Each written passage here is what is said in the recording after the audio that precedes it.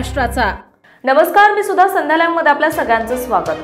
खेड तालुक्याच्या पश्चिम भागामध्ये रविवारी झालेल्या जोरदार मान्सूनपूर्व पावसाने भीमाशंकर भोरगिरी परिसरातील भीमा नदीला पूर आला होता। जोरदार पावसामुळे या परिसरातील पाभी गावातील पूल कम बंधारा पाण्याखाली आला, त्यामुळे गावचा संपर्क काही काळ तुटला होता। पाण्याच्या फुगवट्यामुळे गावातील घरामध्ये पाणी घुसले, त्यामुळे येथील जनजीवन पूर्णतः विस्कळीत झाले। पाऊस थांबला असला तरी या परिसरामध्ये पूरपरिस्थिती धोका कायम आहे। या अवकाळी पावसाने शेतकऱ्यांचे मोठे नुकसान झाले असून हातातोंडाशी आलेली नगदी पिके वाया गेली आहेत।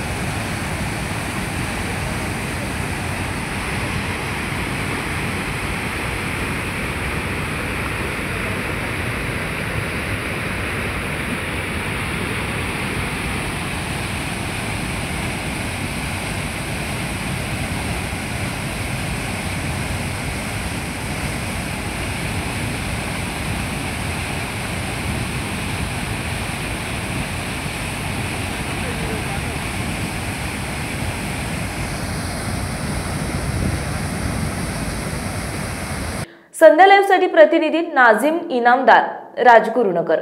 ताज्या आणि महत्त्वपूर्ण बातम्या पाहण्यासाठी आजच आमच्या संध्या लाईव्ह न्यूज चॅनलला YouTube वर सबस्क्राइब करा आणि बेल आयकॉन प्रेस करा।